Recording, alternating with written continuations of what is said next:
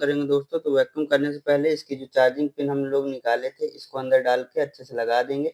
फिर इसको हम लोग वैक्यूम करेंगे। तो इसको लगाने का तरीका है, इसको अंदर डालने के बाद ये इसका कसने का रहता है, तो इसको आप लोग इसके जरिए से इसके अंदर कस देंगे। तो इसको अगर नहीं कसेंगे तो आप लोग वैक्यूम अगर कर देते हैं तो फिर जब खोलेंगे अपने गेज मीटर को तो क्या होगा, वैक्यूम टूट जाएगा। इसलिए इस चार्जिंग पिन को जरूर लगाएं। बहुत से टेक्नीशियन क्या करते हैं, मिस्टेक कर देते हैं।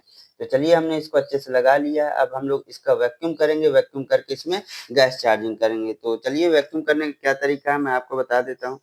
सबसे पहले आपको कंपाउंड गेज ले लेना है और कंपाउंड गेज की इनपुट वाली लाइन को अपने सिस्टम से कनेक्ट कर देना है। तो चलिए पहले इनपुट वाली लाइन पे हम लोग कनेक्ट कर लेते हैं चार्जिंग पाइप को। तो जैसे कि ये चार्जिंग पाइप में हम लोग कनेक्ट कर चुके हैं और इसके दूसरे सिरे को हम लोग कनेक्ट कर देंगे इस चार्जिंग पिन पे। तो पास से दिखाइए, इसकी पिन इसको दाबे तो अच्छे से इसको दबना चाहिए, तभी क्या होगा, आवागमन होगा, तभी गैस यहाँ से वहां जा पाएगी। तो इसकी पिन उस पिन को दाबे, अगर नहीं दाबती है तो क्या होता है कि गैस का आवागमन रुक जाता है। तो इसको अच्छे से लगा लेना। अब इसके आउटपुट पे हम लोग दोस्तों क्या करेंगे, एक चार्जिंग पाइप को और लेंगे, इस चार्जिंग पाइप को कनेक्ट कर लेते हैं। इस चार्जिंग पाइप को हम लोग कनेक्ट कर लेंगे अच्छे से। ये कनेक्ट हो चुका है। अब हम लोग लेंगे वैक्यूम पंप और इसका वैक्यूम करना स्टार्ट कर देंगे दोस्तों। ये हमारा वैक्यूम पंप। अब इस वैक्यूम पंप से हम लोग तकरीबन 20 मिनट 25 मिनट वैक्यूम करने वाले हैं इस फ्रिज का। तो चलिए इसको हम लोग कहाँ लगाएंगे, ये वैक्यूम पंप होता है दोस्तों और इस वैक्यूम पंप में आप देखेंगे कि ऊपर लगाने के लिए रहता है। तो इस आउटपुट वाली लाइन को जो आई हुई है गेज मीटर से, तो इसमें कनेक्ट कर देते हैं। जैसे कि आप देख रहे हैं इसमें हम लोग कनेक्ट कर देंगे। कनेक्ट करने के बाद इस वैक्यूम पंप को हम लोग चालू कर देंगे। तो वैक्यूम पंप को हम लोग ने चालू कर दिया। अब आप देखेंगे कि ये जो प्रेशर गेज था इसकी सुई हमारी 0 में थी, 0 से नीचे धीरे धीरे आने लगी है दोस्तों, आप देख पा रहे होंगे। इसमें आपको दिख रहा होगा प्रॉपर कि ये जो सुई है हमारी, ये हमारी 0 में आने लगी है और इस फ्रिज का हमारा वैक्यूम होने लगा है। तो अभी ये सुई 0 से तुरंत 30 में आ गई है। तो ये मत समझ लीजिएगा कि वैक्यूम हो चुका है। आपको क्या करना है, 15 से 20 मिनट इसको चलने देना है, अच्छे से वैक्यूम होने देना है।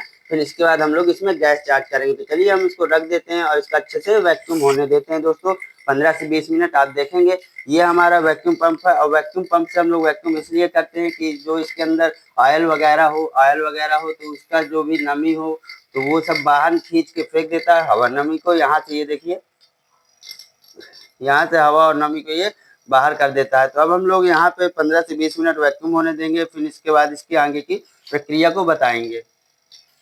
तो दोस्तों इसमें 20 मिनट हो चुका है। अब हम लोग को वैक्यूम बंद करने का क्या प्रोसेस होता है, तो 20 मिनट जब हो जाता है तो सबसे पहले हम लोग क्या करेंगे, इसके गेज के हैंडल को ऑफ कर देंगे। तो गेज के हैंडल को ऑफ करेंगे और खोल के एक बार फिर देखेंगे तो वैक्यूम पंप की सेम आवाज लग रही है, लेकिन इस सुई को आप देखेंगे, पास से दिखाइए, ये सुई हमारी -30 PSI में आ चुकी है। अब हम क्या करेंगे, सबसे पहले इस गेज के हैंडल को दूर करेंगे, मतलब बंद करेंगे, इसके हैंडल को बंद करेंगे। बंद करने के बाद क्या करेंगे दोस्तों, इसको ऑफ कर देंगे। तो जब ऑफ कर देंगे, हैंडल बंद कर दिया हमने, अब क्या कर सकते हैं हम, जो आउटपुट में हमारा लगा हुआ है ये चार्जिंग पाइप, तो इसको कनेक्ट है जो, इसको खोल लेंगे। अब आप देखेंगे कि इससे हम लोग ने वैक्यूम कर लिया। अब आपको कम से कम 10 से 5 मिनट इसको छोड़ के रखेंगे। अगर कहीं लीकेज होगा तो ये वैक्यूम टूट जाएगा और ये सुई क्या होगी दोस्तों, ऊपर की ओर चली जाएगी। तो अभी इसको 10 से 15 मिनट हम लोग रखेंगे। अगर ये सुई ऊपर जाती है तो मतलब आपके फ्रिज में कहीं ना कहीं लीकेज है, अगर ऊपर नहीं जाती है तो आपके कहीं भी लीकेज नहीं है। अब हम लोग फिर इसमें गैस चार्जिंग करेंगे। तो चलिए इसको रख देते हैं, फिर देखते हैं हम लोग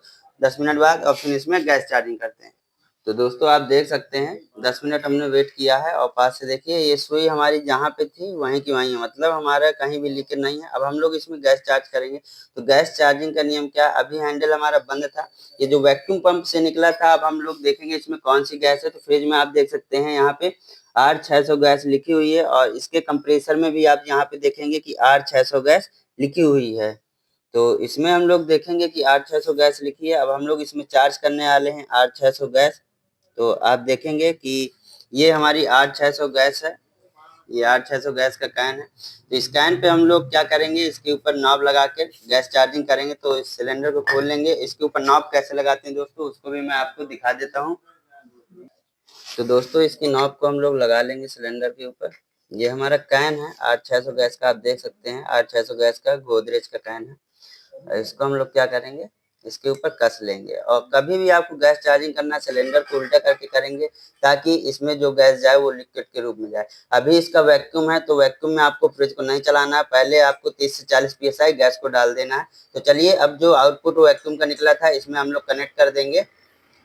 जैसे कि इसमें मैंने कनेक्ट कर दिया है दोस्तों। अब क्या है कि जब हम लोग ने वैक्यूम से खोल के पाइप को इसमें कनेक्ट किया तो इसके अंदर हवा भर गई, तो इस हवा को भी हमको बाहर निकालना होगा। तो यहाँ से गैस को हम लोग खोल देंगे दोस्तों। ये हमने गैस को खोल दिया है, और सिलेंडर को हमेशा उल्टा करके ही हम लोग को गैस चार्जिंग करनी है। तो इसको हम लोग रख लेते हैं। और यहाँ पे ये हवा, इसके अंदर जो पाइप की हवा थी वो ये गैस झेलते हुए हमारी यहाँ तक ले आई। अब यहाँ से हम लोग थोड़ा सा खोलेंगे और हवा को उड़ा देंगे, देखेंगे आप। ये हमारी गैस हवा को यहाँ से निकाल दी है। अब हम लोग क्या करेंगे, इसके अंदर धीरे धीरे 30 से 40 psi गैस डालेंगे, और सिलेंडर उल्टा करके हमेशा आपको गैस को डालना है। तो सिलेंडर को हम लोग उल्टा कर लेते हैं, इसमें हम लोग टिका लेंगे सिलेंडर को उल्टा करके। अब देखेंगे आप कि ये सुई अभी हमारी पास से देख रही है, तो ये सुई हमारी -30 psi में है। अब धीरे धीरे हम लोग इसमें बंद है अभी फ्रिज, और बंद कंडीशन में 30 से 40 psi हम लोग गैस डालेंगे। गैस डालने का नियम, एक बार हैंडल को खोलेंगे और फिर ऑफ करेंगे, खोलेंगे फिर ऑफ करेंगे। तो चलिए एक बार खोलते हैं, देखेंगे आप ये हमारी गैस जा रही है, थोड़ा गई फिर हम लोग बंद कर देंगे। अगर एकदम आप लोग खोल देंगे तो क्या होगा कि इस कंप्रेसर में जो ऑयल होगा दोस्तों, वो ऑयल हमारा क्या होगा कि हमारा चढ़ जाएगा पाइपों में। इसलिए आपको थोड़ा गैस खोलना है, फिर बंद करना है, फिर थोड़ा गैस को खोलना है और फिर बंद कर देना है। इसी प्रकार से आपको धीरे धीरे 30 से 40 psi इसके अंदर गैस डाल लेना है। तो देखते जाइए आप, ये कुछ इस प्रकार से कनेक्ट है। और इसमें अभी हमारी, थोड़ा और खोलते हैं, आप देखेंगे कि अभी हमारा फ्रिज बंद है और इसमें 0 psi तक अभी हमारी गैस गई है। अभी इसमें हम लोग कम से कम 30 psi 20 psi तक गैस डाल लेते हैं। तो आप देखेंगे कि ये हमारी गेज में सुई जो है, अब ये हमारी सुई 10 psi तक आ गई है। थोड़ा और डालने के बाद हम लोग क्या करेंगे, फ्रिज को अपने चालू करेंगे। तो अभी इसमें हमारी गैस जा रही है और फ्रिज हमारा बंद रहना चाहिए पहले। चलिए थोड़ा और गैस को डालते हैं दोस्तों। अगर एकदम से खोल देंगे तो ये क्या होगा, इसके अंदर उछाल मचेगा जो कि ऑयल को पाइपों में चढ़ा सकता है। इसलिए हम लोग थोड़ा थोड़ा खोलेंगे और फिर बंद करेंगे। आप देख सकते हैं कि ये सुई हमारी 20 psi में आ चुकी है। थोड़ा और हम लोग डालेंगे 30 psi तक।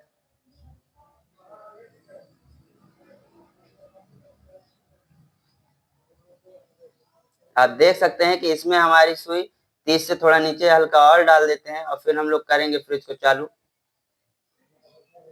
तो दोस्तों हमने यहाँ पे जो गैस है इसके अंदर देख सकते हैं आप 30 psi तक फिल कर दी है। अब हम लोग क्या करेंगे, अब फ्रिज को ऑन करेंगे और इसके रनिंग प्रेशर को देखेंगे। R600 गैस है तो इसका -1 हमारा होना चाहिए psi प्रेशर रनिंग कंडीशन में। स्टैंडिंग प्रेशर होता है 30 से 40, तो 30 psi हमने बंद कंडीशन में डाल दिए दोस्तों। अब हम लोग इसको रनिंग कंडीशन में देखेंगे, 0 से -1 psi पे सुई आनी चाहिए। तो चलिए अब फ्रिज को करते हैं हम लोग दोस्तों ऑन। फ्रिज को हम लोग ऑन करने से पहले इसमें अपने क्लैम्प मीटर को लगा लेते हैं दोस्तों। क्लैम्प मीटर को आपको एम्पियर में सेट करना है, और एम्पियर में सेट करने के बाद किसी भी एक वायर में लगा देना है, ताकि हमें पता लगे कि ये फ्रिज हमारा कितने एम्पियर ले रहा है। तो आप देख सकते हैं अभी इस मल्टीमीटर में कि हमारा 0.00 एम्पियर है, आप देख सकते हैं। अब इस फ्रिज को हम लोग करने वाले हैं दोस्तों चालू। तो इसको लगा देंगे और लगाने के बाद इसको कर देंगे चालू। आप देखेंगे इसमें हमारा जो एम्पियर है वो हमारा 0.01 ले रहा है। अब इसको हम लोग चालू होने का वेट करेंगे, क्योंकि फ्रिज हमारा 10 से 12 मिनट के बाद चालू होगा, और इसको रनिंग कंडीशन पे हम लोग गैस को देखेंगे। तो दोस्तों हमारा कंप्रेसर ये स्टार्ट हो चुका है। आप देखेंगे इस क्लैम्प मीटर में ये मल्टीमीटर कितने एम्पियर ले रहा है, ये 0.49 एम्पियर ले रहा है। और देखेंगे आप कि जो हमारी सुई है वो रनिंग कंडीशन धीरे धीरे धीरे धीरे नीचे आ रही है। -10 मतलब 10 psi से नीचे आ चुकी है। अब ये धीरे धीरे रनिंग कंडीशन में आती जा रही है, और इसकी डिस्चार्ज लाइन है तो बढ़िया गर्म हो रही है दोस्तों, और इसका कंडेंसर बढ़िया हीट हो रहा है। अब हम लोग देखेंगे कि इसके कितना टेम्परेचर है, और ये कूलिंग कर रहा है कि नहीं कर रहा है। तो हमारा जो कंडेंसर है दोस्तों वो अच्छी तरीके से गर्म होने लगा है और कंप्रेसर भी बढ़िया चल रहा है और जितना एम्पियर लेना चाहिए आप देख सकते हैं इस मल्टीमीटर में ये ले रहा है। और जो हमारी गेज की सुई है वो 0 psi में आनी चाहिए, क्योंकि रनिंग प्रेशर 600 का 0 psi होना चाहिए। तो चलिए अब इसकी कूलिंग को हम देखते हैं, फ्रीजर में कूलिंग आ रही है कि नहीं आ रही है। जैसे कि अब इसके अंदर हम देखेंगे कूलिंग आ रही है कि नहीं आ रही है। तो यहाँ पे ठंडक आने लगी है। इसको आप लोग को दिखाने के लिए मैं इस मीटर का यूज करूंगा। तो आप देखेंगे इसमें अभी 28 डिग्री सेल्सियस टेम्परेचर है। तो इस फ्रीजर के अंदर इसको रख देते हैं और थोड़ी देर बाद मैं आपको दिखाता हूँ कि इसके अंदर का टेम्परेचर कितना है दोस्तों। जैसे कि दोस्तों आपको दिखाया मैंने कि फ्रीजर में हमने टेम्परेचर मीटर को रख दिया है और आप इस मल्टीमीटर में देखेंगे कि 0.6 एम्पियर करंट ले रहा है, जो कि इस फ्रिज के लिए परफेक्ट एम्पियर है। और आप देखेंगे कि इस प्रेशर जो हमारा गेज है इसकी सुई हमारी 0 psi में आ चुकी है और इसका कंडेंसर भी बढ़िया प्रॉपर तरीके से हीट हो रहा है। अब हम लोग इसके टेम्परेचर मीटर को देखेंगे और टेम्परेचर मीटर देखने के बाद देखेंगे कि इसमें हमारा कितना टेम्परेचर है।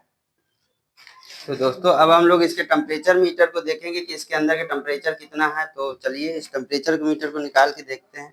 तो आप देख सकेंगे कि हमने 26 डिग्री पे रखा था, ये 2.34 डिग्री सेल्सियस पे ये हमारा फ्रीजर आ चुका है और इसमें आइस भी आने लगी है। तो ये अच्छी प्रकार से ये हमारा फ्रीजर कूलिंग करने लगा है दोस्तों।